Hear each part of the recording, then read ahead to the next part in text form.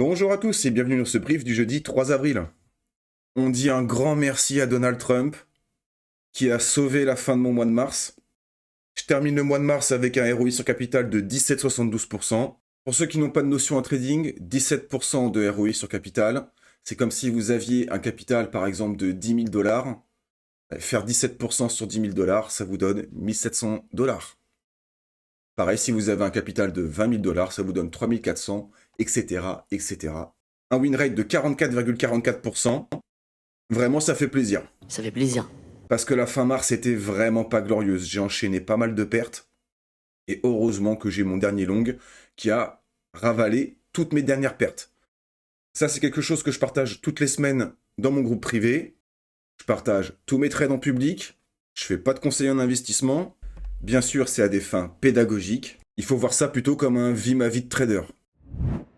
Avant que la vidéo commence, merci à tous ceux qui font vivre la chaîne, que ce soit mes abonnés privés, tous ceux qui regardent mes vidéos, ceux qui likent, qui commentent, qui partagent. Vous êtes des boss. Donc dans la dernière vidéo de lundi, on s'était laissé du coup sur cette analyse où je vous disais que le prix pouvait très bien remonter et j'allais probablement chercher une zone ou chercher du short. Donc c'est exactement ce qui s'est passé. On s'attendait ici à un double bottom avec une incitation acheteuse. Je pense qu'on a eu une belle incitation acheteuse avant une poursuite baissière. Donc c'est toujours d'actualité. Ça, je vais pouvoir le retirer. Donc ce mouvement-là, descente au sud, puis remontée au nord, c'est quelque chose que j'ai vu dans mon groupe privé, où c'était quand même assez évident. Hier matin, ici, dans mon brief privé, j'expliquais que justement, il y avait deux scénarios. C'est soit on repartait tout de suite, soit on revenait au contact de cette trendline dans ce dernier sell pour repartir. Donc c'était assez flagrant, ce mouvement était assez prévisible. Tout ça, je vais pouvoir le retirer. Ici, on a une annonce économique en milieu d'après-midi où effectivement il y avait un monde où on pouvait revenir ici, rechercher les coils low avant pourquoi pas de repartir, puisqu'on avait l'annonce de Donald Trump à 22h. Tout ça, c'est quelque chose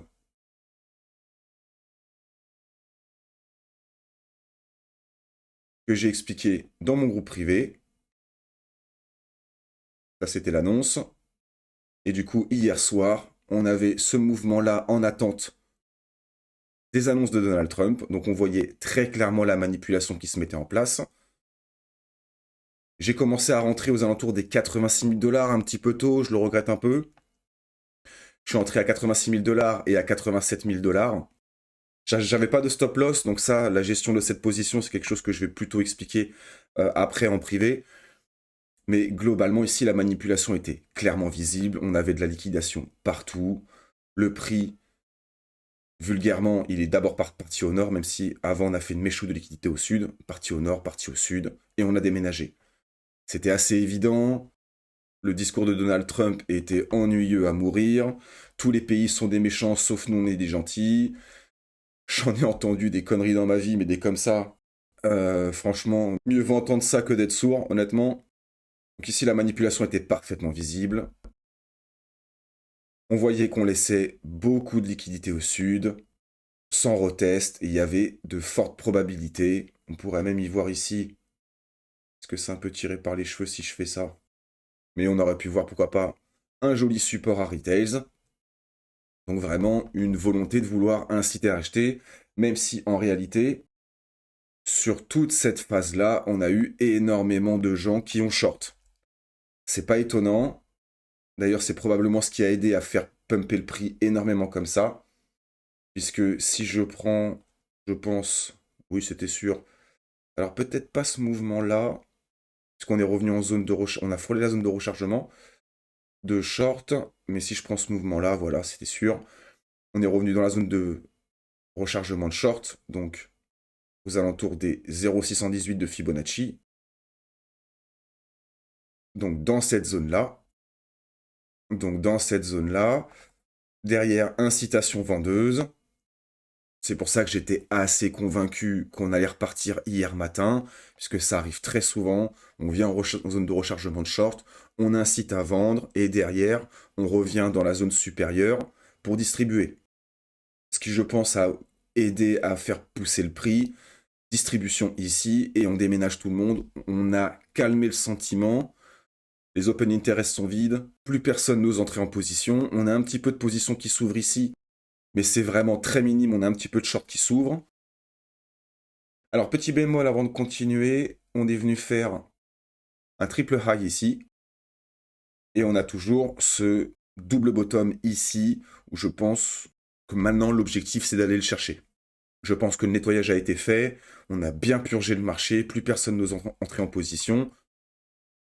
On se méfie parce qu'on a laissé un gap CME ici, on va aller voir ça en vitesse. Voilà, donc on a laissé un petit gap CME. Alors là, je suis en 15 minutes, mais si je descends 5 minutes, il est un petit peu plus gros.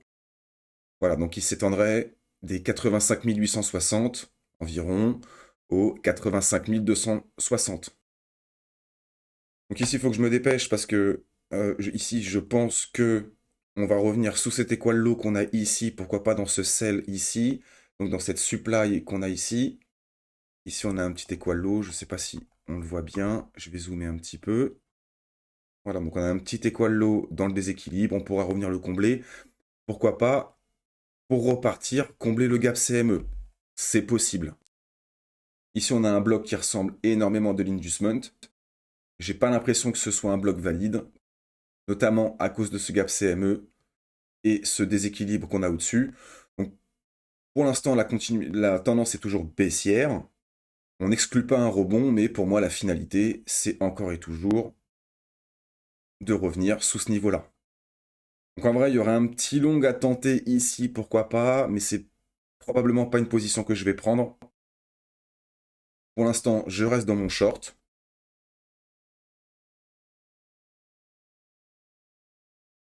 Je pense que tout ça, on peut le retirer. D'ailleurs, j'étais en train de me dire, il y a même un monde où on pourrait revenir, pourquoi pas, au contact de cette trendline. Je vais redescendre en unité de temps. Ouais, pourquoi pas comme ça, réinciter un petit peu à acheter pour réaccumuler de la liquidité au sud avant de redump. Ce serait tout à fait possible. Et ensuite, deux grands scénarios. Soit on vient chercher ce plus bas ici pour une continuité baissière, probablement revenir aux alentours des 70-72 000 dollars. Tout à fait possible. Petit bémol, énormément de gens attendent ce mouvement-là, je trouve. Et un move qui pourrait surprendre énormément de gens, ce serait pourquoi pas s'arrêter dans cette zone-là, faire un test de la zone pour repartir. C'est tout à fait possible aussi. Donc c'est probablement un scénario que je vais jouer par contre, tout en conservant mon short en cas d'invalidation. Voilà, je pense avoir fait le tour, j'espère que vous n'avez pas trop souffert hier soir. Pour ceux qui souhaitent nous rejoindre et accéder au groupe privé, vous retrouverez tous les liens en description. Pour ça, il faut aller sur mon site web et être abonné soit au pack trader qui vous donnera accès au groupe privé, à la formation qui arrive, mais aussi à mes indicateurs de trading, ou alors le pack trader plus qui vous donnera accès à tout ce que je viens de citer, plus mes stratégies automatisées. Vous connaissez ma devise, faites attention à vous sur les marchés. Je vous dis à la prochaine. Ciao.